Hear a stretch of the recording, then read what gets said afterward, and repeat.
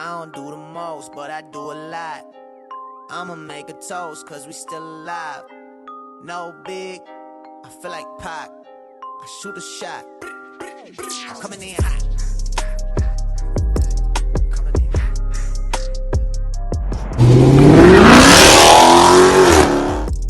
Hey, why not? Yeah, coming in hot. Coming in hot.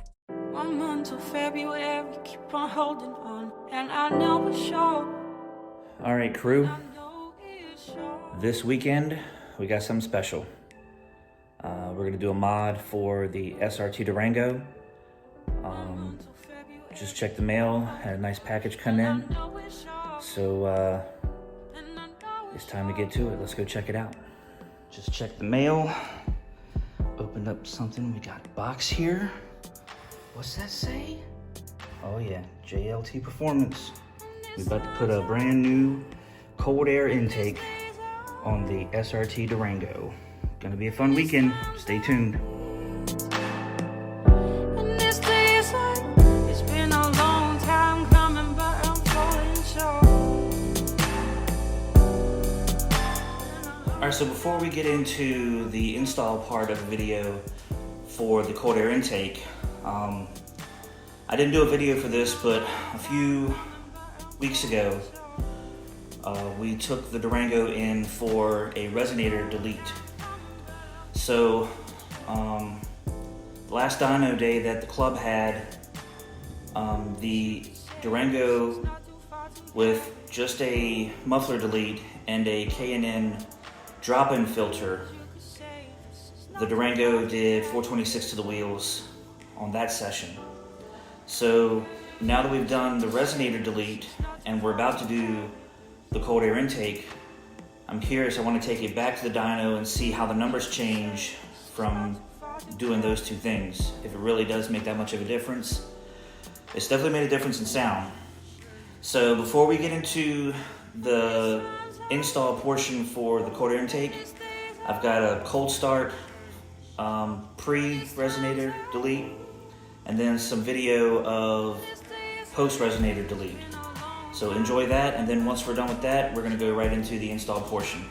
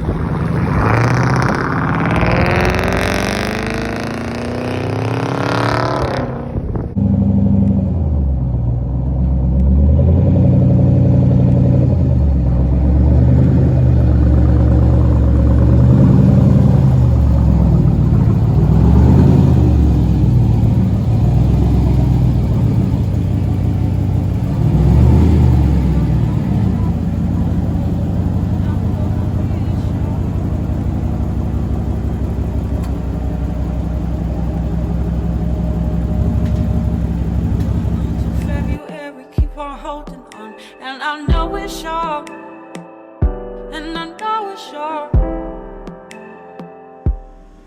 All right, I've got all the pieces here. Heat shield, got the actual filter, the cover for the filter, the tube, the coupler, and the cool thing that JLT offers is this water shield for the Hellcat portion of the vent on the Durango. So now we're gonna get started with the install. All right, first step is to remove this push pin that's connected to the windshield washer reservoir.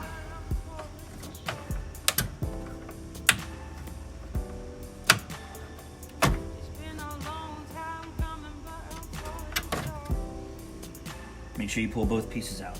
Next step, unhook the sensor, move that off to the side, and then undo the other hose connected. Next, you're going to loosen up the hose clamps, and they are an 8mm. So you slide it over, pull, release, and then lift straight up.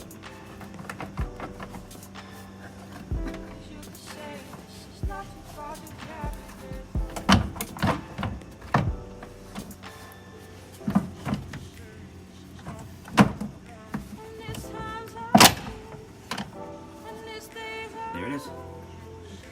Then we're going to remove the base plate.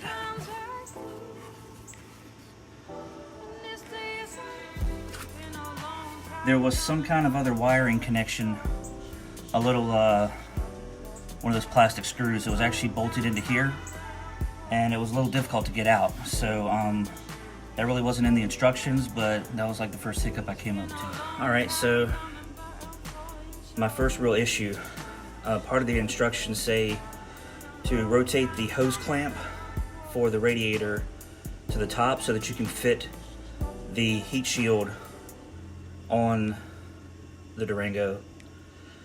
I don't have the proper tools here at the house to grip that clamp and then rotate it. So no offense to JLT or their product, it's great. What I did,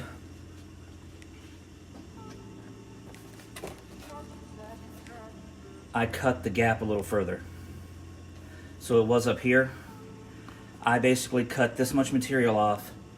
Now it'll fit without me having to rotate the hose clamp for the radiator. So my quick fix, I just didn't have the right tools, so right now I'm adapting and overcoming. So now the directions say to rotate it down. Rotate it down into place. Now it actually lines up here. I didn't have to rotate anything. It's further down past the actual hose clamp. And now we're just gonna seat the rest of it in place. All right, so here's what I'm talking about. You have to set it down over this, and then there's a hole already made for this spot right here. And then over here, it's set in place, and it's behind the hose clamp so that it's not interfering with that hose clamp on the radiator. My quick fix. And the next step, once you have the heat shield in place, is to put the push pin back in place.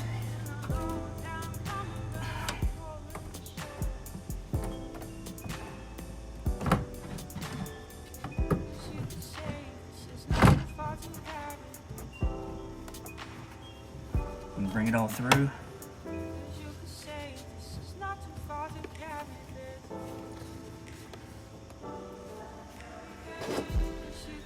Make sure our connections are loose enough to slide through.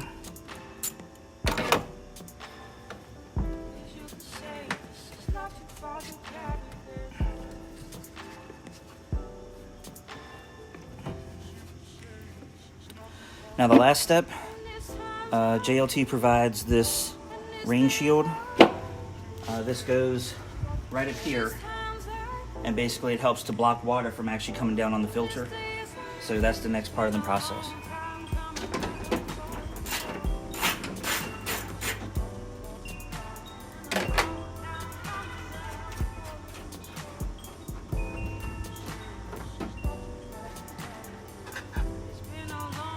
you set it in there, so it's behind the shield, and then back in place.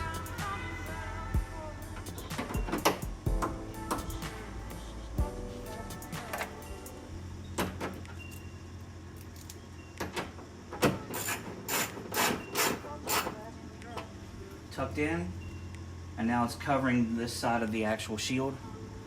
So that's your last water protection. So now what you see, that plastic shield is right here, going across.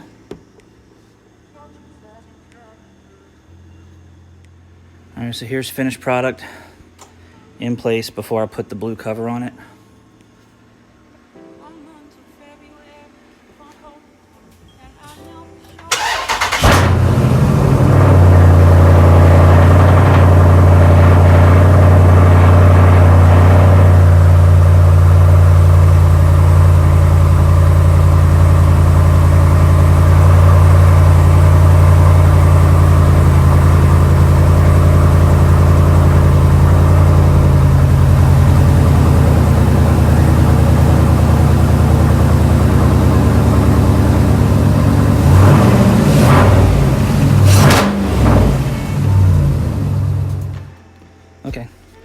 So, blue cover on.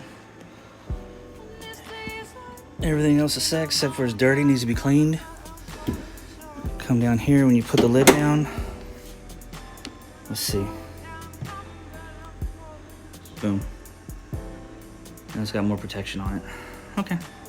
That's it, guys. Been a long time coming, but I'm falling short. Been a long time coming, but I'm falling short.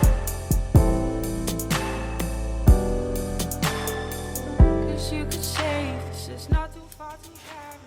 All right, one last thing before we go. Please like and subscribe.